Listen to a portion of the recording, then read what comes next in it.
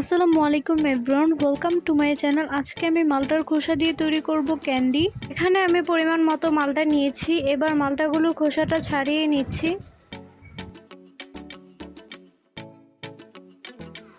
সবগুলো মালটার খোসাকে ছাড়িয়ে নিয়েছি।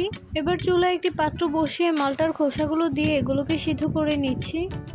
খোসাগুলো সিদ্ধ হয়ে গেলে এবার এগুলোকে চুলা থেকে নামিয়ে নিচ্ছি। এবার খোসাগুলোর উপরের অংশটা উঠিয়ে নিচ্ছি।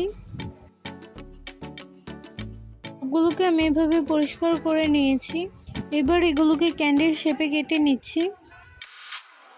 সবগুলো খোসাকে আমি এভাবে কেটে নিয়েছি। এবার চুলায় একটি প্যান বসিয়ে দিয়ে দিচ্ছি 1 কাপ চিনি, দিয়ে দিচ্ছি 1 কাপ পানি, এবার দিয়ে দিচ্ছি 1 ফোঁটা অরেঞ্জ ফ্লেভার। এবার খোসাগুলো দিয়ে দিচ্ছি। এবার সবগুলোকে একটি ঢাকনা দিয়ে ঢেকে লো আঁচে 10 মিনিটের মতো জাল করে নেব।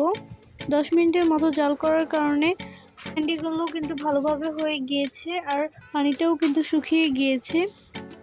এবার এটাকে চুলা থেকে নামিয়ে নিচ্ছি। এখন ক্যান্ডিগুলোকে চিনির মধ্যে গড়িয়ে নিচ্ছি। তৈরি হয়ে গেল কমলার খোসা দিয়ে একদম সহজ পদ্ধতিতে ক্যান্ডি।